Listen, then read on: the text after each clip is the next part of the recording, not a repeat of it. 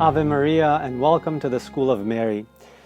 In this lesson, we must look at the errors that we must avoid in the practice of consultation with her, with Our Lady. Father Newbert tells us that if consultation with Mary is one of the most fruitful practices, one of the most important practices of a life of union with her, it is also one of the most easily neglected, even by those who are convinced of its importance. And the reason is that there are a number of powerful obstacles that lie within us, that stand in the way of consulting Our Lady and consulting her well.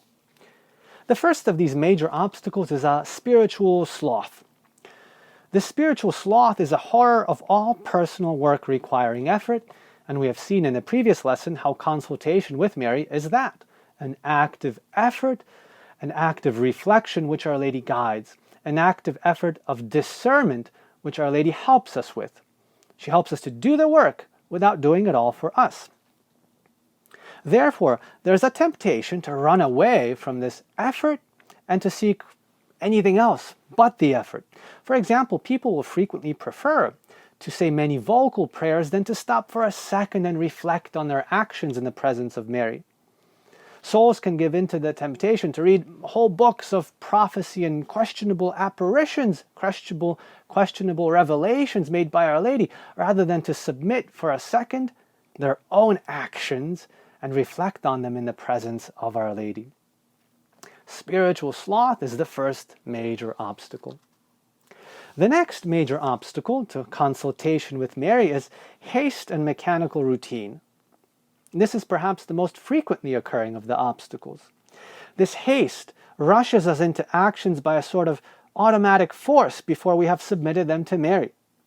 And even souls advanced in union with Mary will sometimes be content to merely offer their action to her without stopping for a second to ask her advice. At other times, the soul is too busy and too exteriorized to recollect itself in the presence of Mary in order to hear her voice.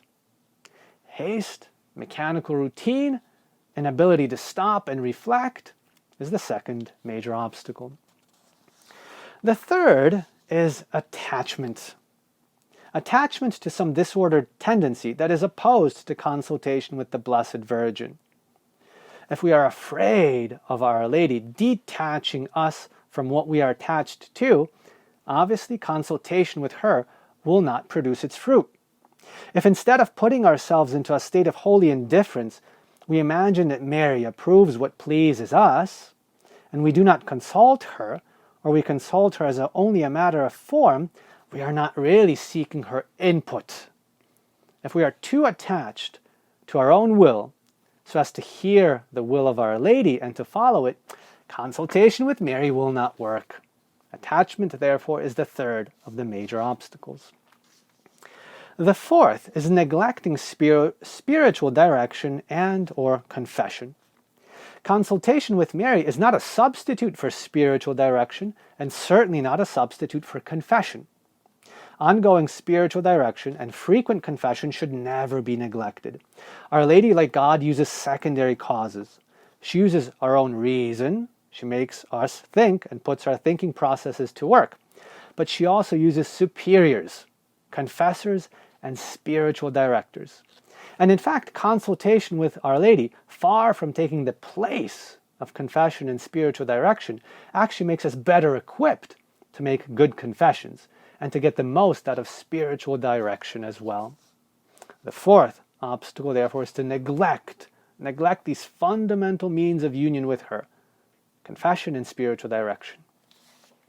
The fourth and the last major obstacle are our own feelings and imagination, confusing our own thoughts with the thoughts of Our Lady.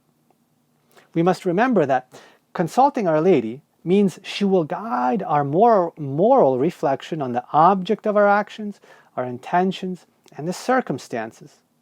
Strong feelings are not necessarily the sign of Our Lady's will. Feelings and movements of the soul themselves must be subjected to discernment. Very frequently, consultation with Our Lady will lead us to think, to speak, or to act against our strong feelings.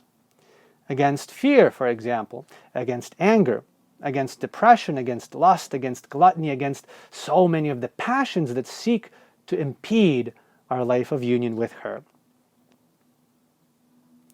We cannot overestimate the importance of the practice of consulting Mary.